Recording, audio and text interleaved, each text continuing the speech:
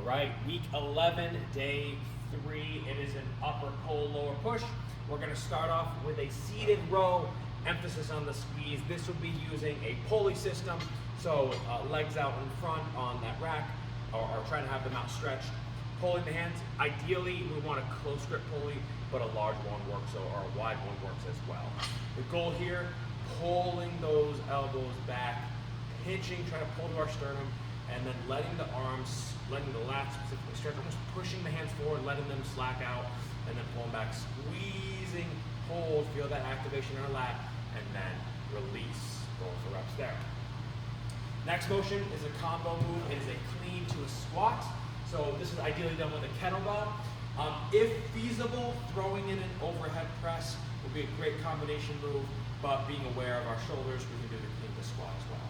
So this starts with a kettlebell, hinging back, switching up, catching it and clean, squatting it down, and if we can, going into an overhead press, but if not, doing the clean to squat only down, up, flowing one motion into the other.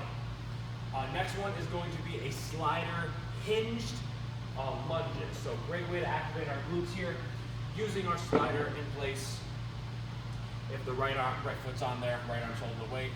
Starting in a hinge position, pushing hips back, sliding back nice, deep range of motion, feel that glute stretch, and then pulling it back up. Focusing on one side at a time, going back and forth, really getting in that hinge motion, driving that back leg's almost straight, and then pulling it back up.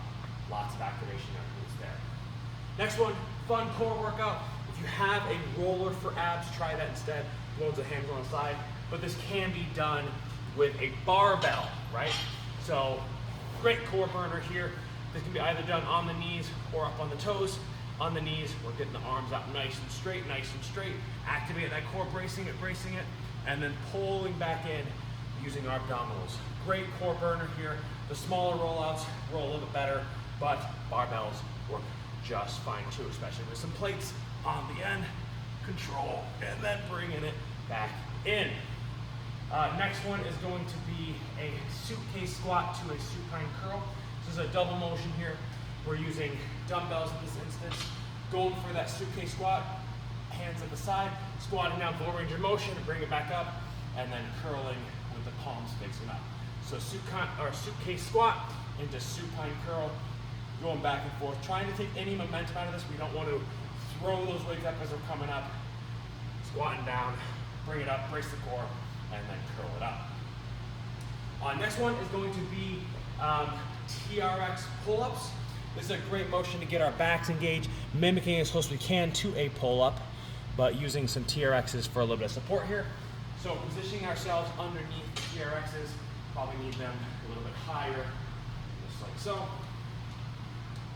And then we're not doing rows, so we want to keep ourselves positioned right underneath, pulling mainly about driving those elbows down, pulling to our chest.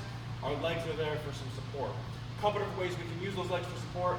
Heels down, pressing up through, or getting into a little bit of a kickstand, but really the emphasis is on pulling with the lats and with the biceps first. And then the last one, hitting those glutes once more.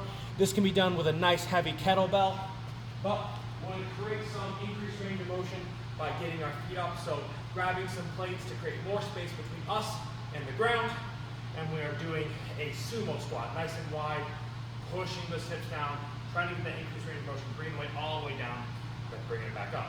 I only have small plates I'm using, but I recommend getting something that increases that range of motion to really get that core engaged, bracing the core the whole time.